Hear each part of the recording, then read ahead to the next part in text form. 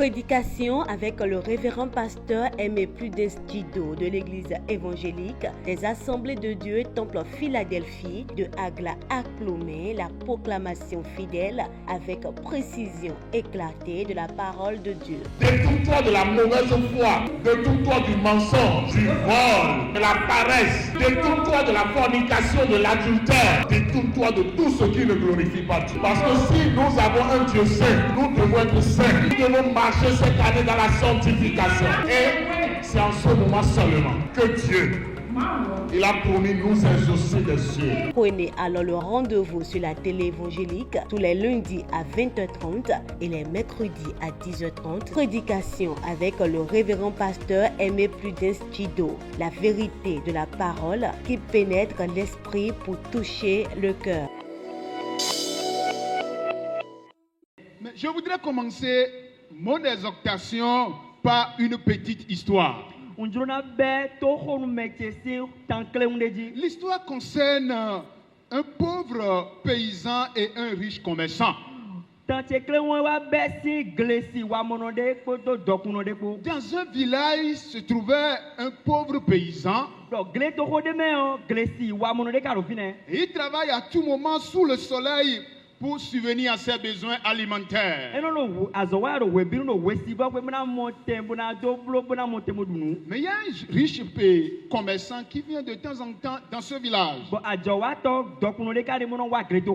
Et chaque fois qu'il voit le paysan, il se peine de voir un vieux sous le soleil.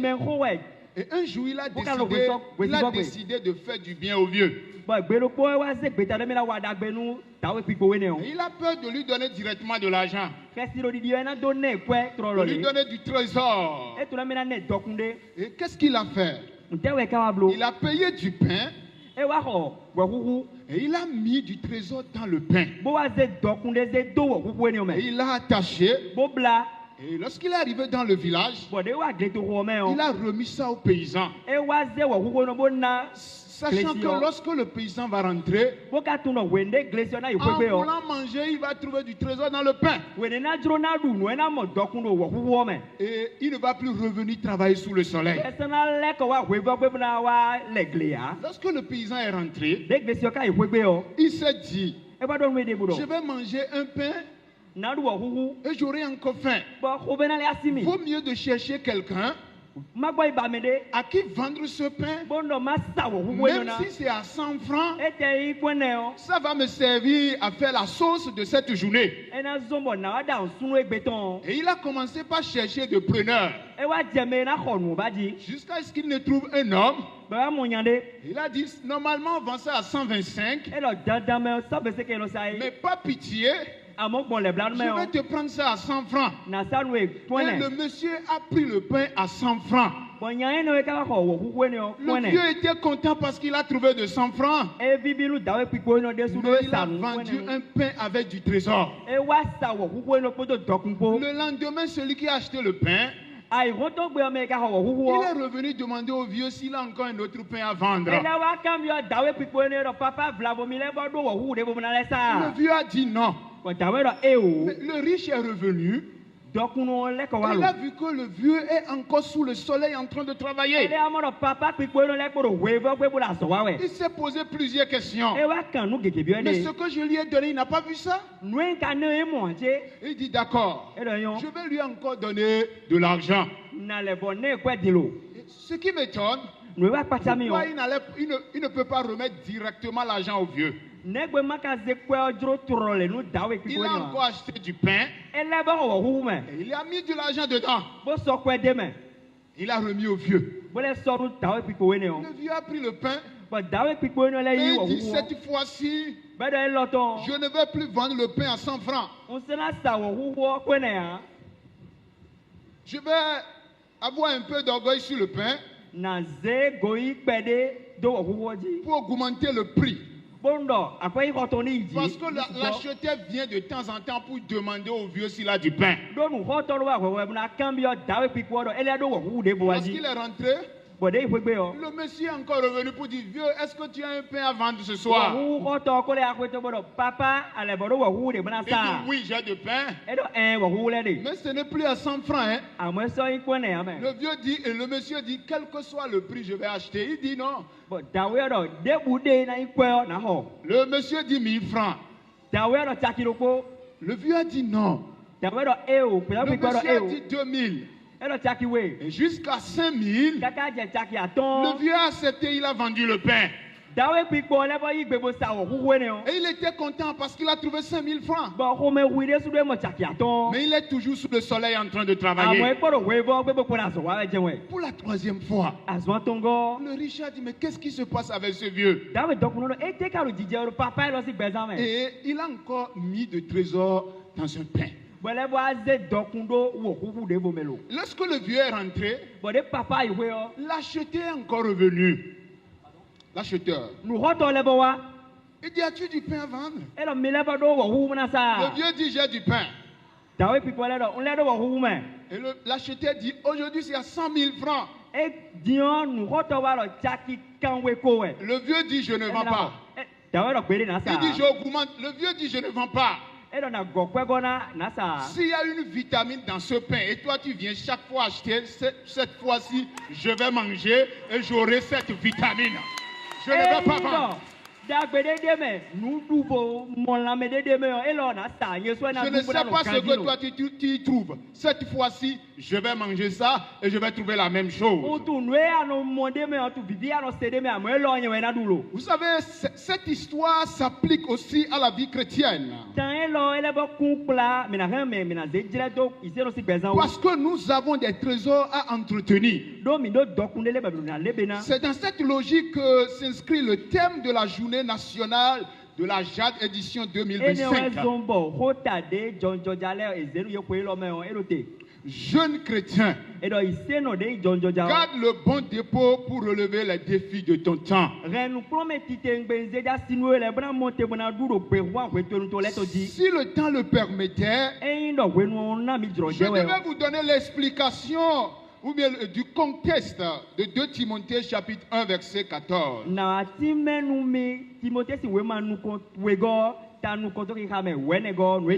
Je devais vous présenter aussi quelques grands défis qui sont devant la jeunesse chrétienne. La jeunesse chrétienne est confrontée à certains défis. Je devais vous présenter quelques grands défis avant de conclure par les moyens permettant de garder le bon dépôt et pour relever les défis du siècle présent.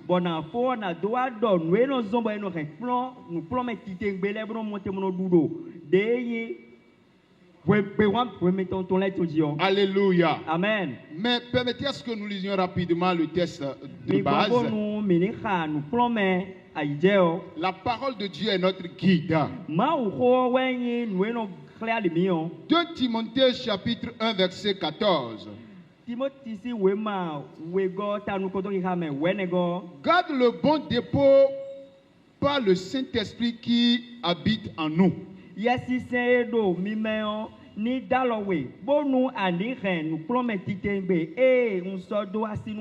Veuillez vous asseoir. Paul a écrit la deuxième lettre à Timothée lorsqu'il était en prison à Rome.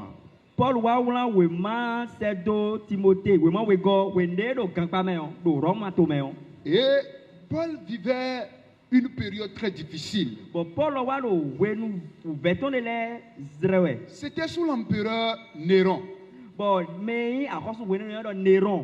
Et Néron tentait d'entraver la progression de la foi chrétienne à Rome en persécutant cruellement les enfants de Dieu.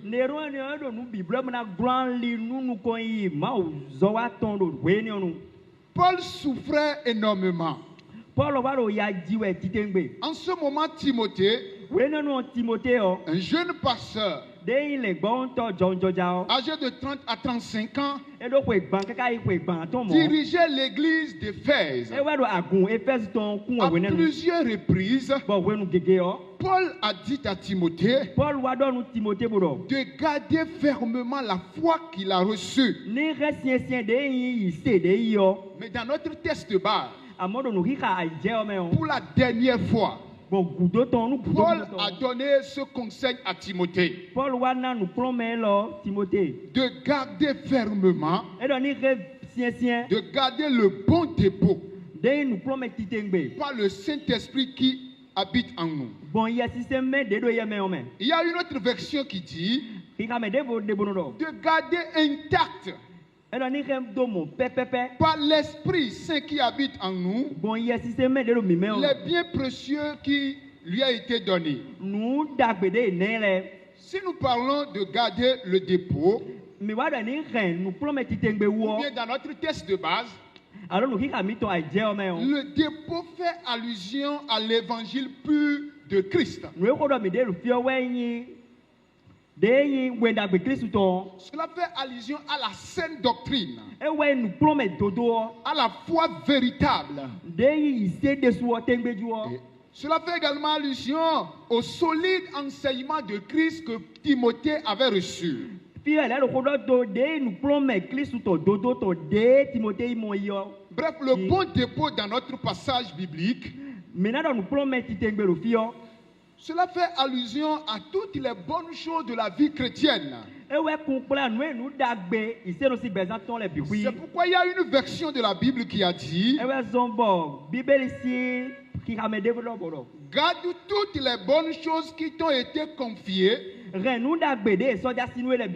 moyen de l'Esprit Saint qui habite en nous. Paul est appelé à garder fermement ce qu'on lui a enseigné. Il ne doit pas les transformer. Il ne doit pas les falsifier.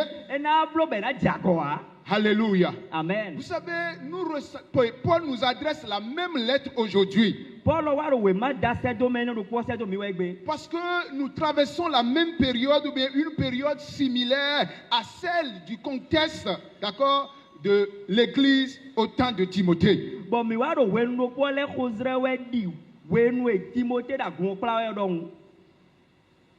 La période de Timothée était caractérisée par la persécution, l'abandon de la foi, les faux docteurs, le relâchement spirituel. Nous traversons une période où les fondations de l'église en général et des assemblées de Dieu en particulier sont mouvementées, sont secouées.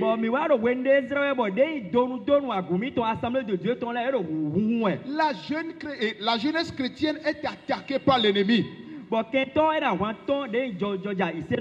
grands défis sont devant nous à relever. Lorsque l'église va se taire, lorsque l'église ne va pas relever ces défis, le diable viendra s'asseoir dans l'église et conduira plusieurs en enfer. C'est pourquoi ce matin, il faudrait que nous énumérions quelques défis afin de les relever par la puissance du Saint-Esprit pour préserver la dignité de l'église. Plusieurs défis sont devant nous. Mais le premier défi que j'aimerais partager avec vous, je l'ai intitulé le relativisme moral.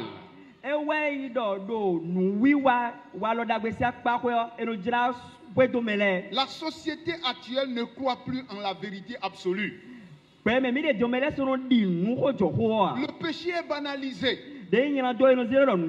Tout est permis. Chacun fait ce qu'il veut. Ce qui est mal aujourd'hui est appelé bien. Et ce qui était bien est devenu mal.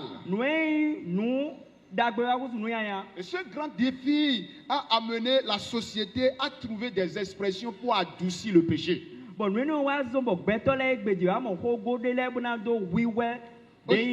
Aujourd'hui, on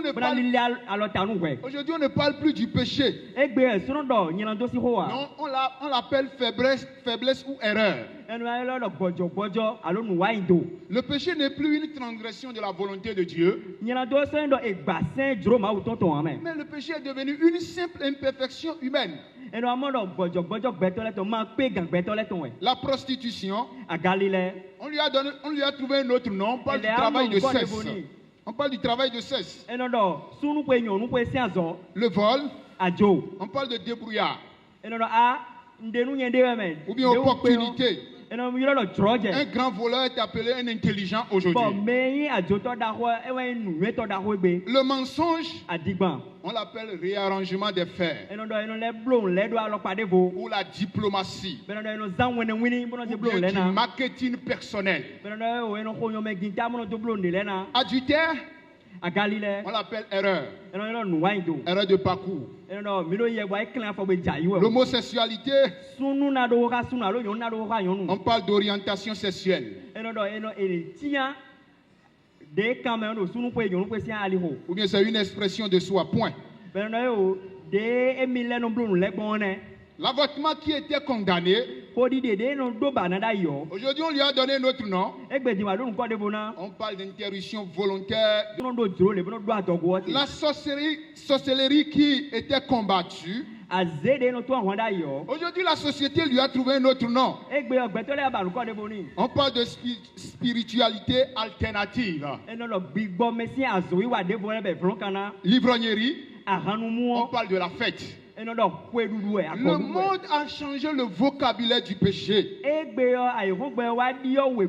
laissez-moi vous dire que Dieu, lui, n'a pas changé. La parole de Dieu n'a pas changé. Et la Bible dit dans Ésaïe chapitre 1, malheur à celui qui appelle le mal bien et le bien mal. La jeunesse assemblée de Dieu, nous nous opposons catégoriquement au relativisme moral. Et nous affirmons que la vérité morale de l'Église est fondée sur la parole immuable de Dieu.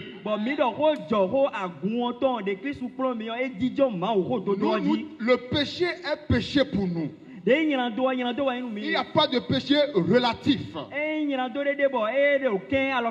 La vie morale du chrétien n'est pas négociable. Parce que Dieu lui-même nous appelle à la sainteté. C'est pourquoi, frères et sœurs, ce matin, je nous appelle à une vie de sainteté. Ce que nous ne voyons plus aujourd'hui dans nos églises. Je vous parlerai aussi de la recherche du gain facile. Aujourd'hui, la jeunesse ne veut plus travailler. Et nous nous lançons dans la prostitution déguisée, à l'escroquerie en ligne. Escroquerie en ligne, à des jeux de hasard. Des jeunes aujourd'hui sont devenus des accros des X-Bet ou à des pratiques occultes. Et vous savez, ce qui est bizarre, on retrouve ces gens de personnes au milieu de nous. Mais je sais que les jeunes de Aplomé ne sont pas dedans. Alléluia. Gloire à Dieu. C'est des jeunes fidèles. C'est des jeunes fidèles. Je crois qu'eux, ils ont gardé le bon dépôt que la Bible nous a enseigné. Car la Bible nous a enseigné le contentement, la patience, le travail bien fait, la culture de l'excellence. Je crois que ces qualités se trouvent dans les jeunes de Aplomé. Alléluia. Le chrétien doit aimer le travail. Alléluia. Amen. Le chrétien doit aimer le travail. Lorsque nous on s'est convertis, on nous a dit que le chrétien ne fait pas les jeux de hasard. Mais aujourd'hui, aujourd'hui, ça se passe ailleurs, c'est pas ici, ailleurs. Ailleurs, les jeunes avec le système de Insbet. Mais le Seigneur vous a délivré. Alléluia. Mais si tu te trouves dedans, la meilleure des choses, c'est de te repentir. Alléluia. Amen. Des jeunes qui ne veulent rien faire, mais qui veulent apparaître de façon prématurée. Et c'est ça que les jeunes veulent. Même des jeunes filles ne veulent plus des jeunes garçons de l'église qui se cherchent. Même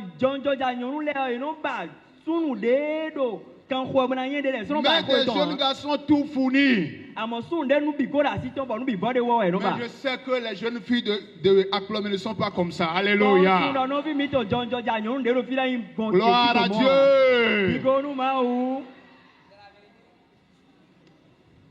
Je n'ai pas le temps de parler du mauvais usage des réseaux sociaux. Les réseaux sociaux sont devenus une addiction pour certains.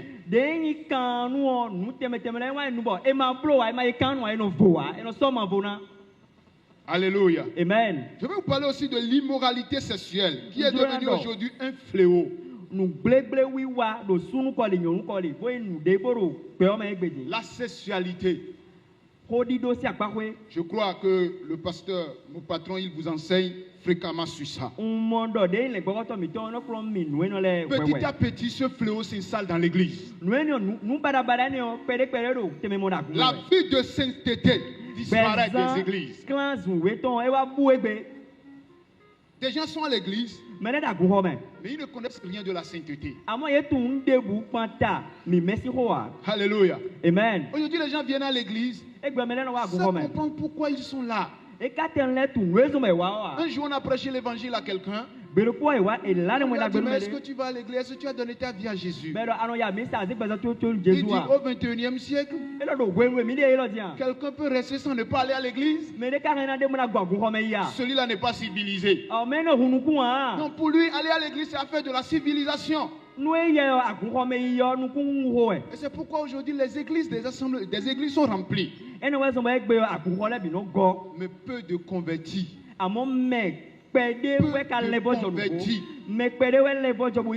Alléluia. Amen. Peu de convertis. Quelqu'un a dit, les églises africaines sont comme un fleuve large de 3 km, mais profond de 10 cm. Gloire à Dieu. Amen. Autrement dit, les églises sont remplies, mais peu de convertis. Peu de convertis. L'église est remplie de la distraction. De la distraction. Des jeunes gens viennent à l'église. Ils vivent dans la distraction spirituelle. Et c'est ça l'église africaine. On veut faire du show sans la sainteté. J'ai connu une femme comme ça. Si elle vient à l'église, si vous lancez les prières de combat, venez la voir comment elle transpire. Elle transpire. Elle commence pas à respirer. Vraiment, l'église d'aujourd'hui, le culte d'aujourd'hui, c'est bien. Mais une femme rancuneuse, remplie du péché, elle est prête pour faire même des consultations occultes. Mais elle est prête pour prier de façon chaude. Alléluia. Amen. Gloire à Dieu. L'église est remplie de la distraction.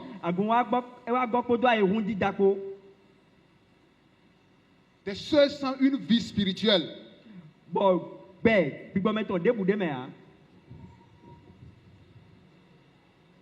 Je voudrais vous parler rapidement des moyens pour y arriver, pour garder fermement, d'accord, le bon dépôt et pour relever les défis du 21e siècle. Alléluia. Amen. Notre verset biblique, notre passage biblique nous parle du Saint-Esprit. Chers frères et sœurs, nous ne pouvons pas relever les défis du 21e siècle sans le Saint-Esprit. Sans la puissance du Saint-Esprit, nous ne pouvons rien faire. C'est pourquoi Jésus lui-même, sachant qu'il y aura des périodes comme celle-ci, avant de partir, nous a dit: je ne vous laisserai pas orphelin, je viendrai à vous. Alléluia. Amen. Je vais prier le Père et il va vous donner un autre consolateur. C'est le Saint-Esprit qui nous guide dans notre marche chrétienne. Alléluia. Amen. Je vous invite ce matin à dépendre de l'Esprit de Dieu. Chers chrétiens, nous ne pouvons pas vivre fidèles pour le Seigneur au 21e siècle en comptant sur notre propre force humaine. C'est pas possible. C'est pourquoi Dieu lui-même, le sachant, pouvait dire à Zorobabel par la bouche de Zacharie: ce n'est ni par la force, ni par la puissance, mais par mon esprit, par l'Esprit de Dieu, nous allons réussir la vie chrétienne. Par l'Esprit de Dieu, nous allons vaincre les pièges. Par l'Esprit de Dieu, nous allons progresser dans la vie chrétienne. Par l'Esprit de Dieu, par le feu du Saint-Esprit, l'ennemi n'aura pas le dessus sur nous. Nous irons jusqu'au bout. Et ce jour-là, le roi de l'univers nous dira: bon, un fidèle serviteur, entre dans la joie de ton maître. Ce jour-là, nous irons au ciel, quels que soient les pièges. Si vous pouvez vous tenir debout, nous allons prier. Prédication avec le révérend pasteur Aimé Prudence Djido de l'église évangélique des Assemblées de Dieu Temple Philadelphie de Agla à Clomé, la proclamation fidèle avec précision éclatée de la parole de Dieu. Détourne-toi de la mauvaise foi, détourne-toi du mensonge, du vol, de la paresse, détourne-toi de la fornication, de l'adultère, détourne-toi de tout ce qui ne glorifie pas Dieu. Parce que si nous avons un Dieu saint, nous devons être saints, nous devons marcher cette année dans la sanctification. Et c'est en ce moment seulement que Dieu, il a promis nous exaucer des cieux. Prenez alors le rendez-vous sur la télé évangélique tous les lundis à 20h30 et les mercredis à 10h30. Prédication avec le révérend pasteur Aimé Prudence Djido. La vérité de la parole qui pénètre l'esprit pour toucher le cœur.